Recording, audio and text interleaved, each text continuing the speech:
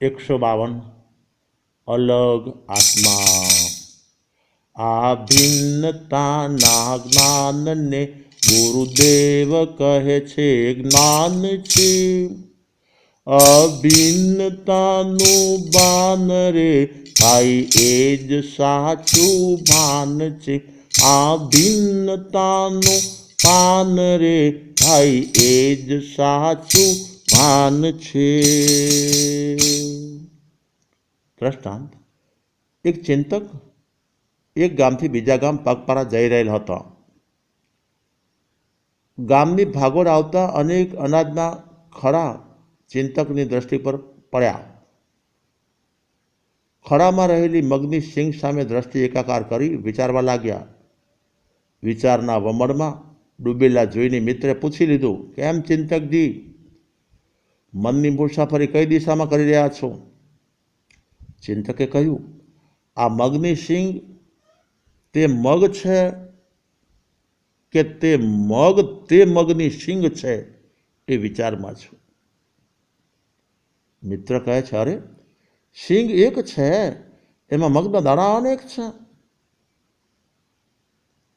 ચિંતક કહે, એમ તો મગફળીની સિંગ એક જ હોય છે, એમાં મીંજના દાણા અનેક હોય છે।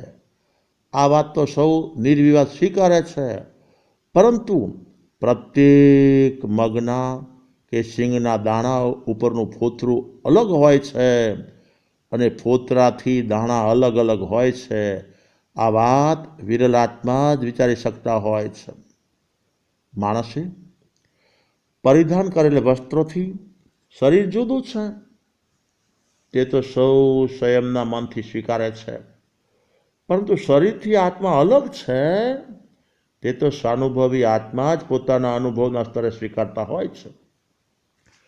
જ્યાં સુધી ફોતરા સાથે મગનો કે સિંગનો દાણો એકમેક હોય છે ત્યાં સુધી પ્રાય ઉગવા એટલે કે એકમાંથી અનેક થવાનો સમર્થ હોય છે, શક્તિમાન હોય છે।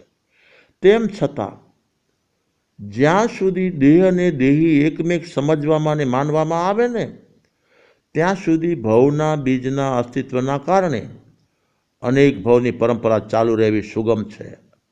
પરંતુ શરીરમાં રહેલ લોહી, માંસ, મજ્જા, ધમનીઓ કે હાડકા યાવત આખા શરીરથી તત્વદ્રષ્ટિ આત્મા તદ્દન અલગ અલગ ને અલગ છે, ભિન્ન ભિન્ન ને ભિન્ન છે। જેમ લોહીનું કાર્ય જુદું છે, માંસનું, મજ્જાનું વગેરેનું કાર્ય જુદું છે, વિશેષમાં શરીરના પ્રત્યેક અંગોપાંગ છે એનો વિચાર કરતાં પણ જણાય છે કે હાથનું કામ જુદું છે, પગનું કામ જુદું છે, હોજરીનું કામ જુદું છે, યકૃતનું કામ પણ જુદું છે, નાના મોટા આંતરડાના કામ પણ અલગ અલગ જ હોય છે।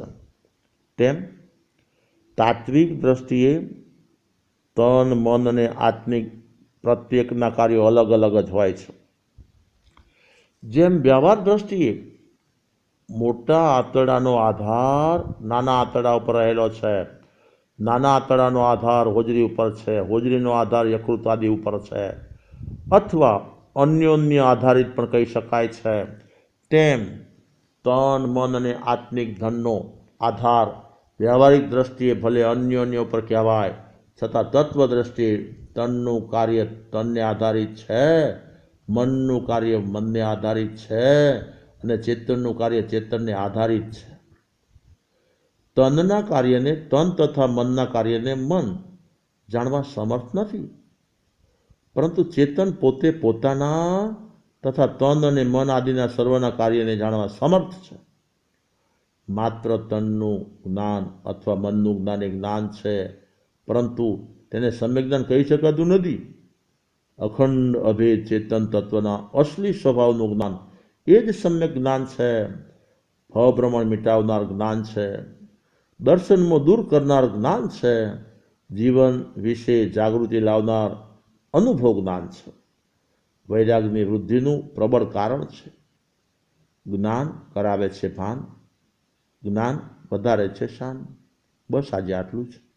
ધ્રાંગધ્રાંગ સંવંત 2056 ચૈત્રવદી 14 મંગળવાર તારીખ 2/5/2000।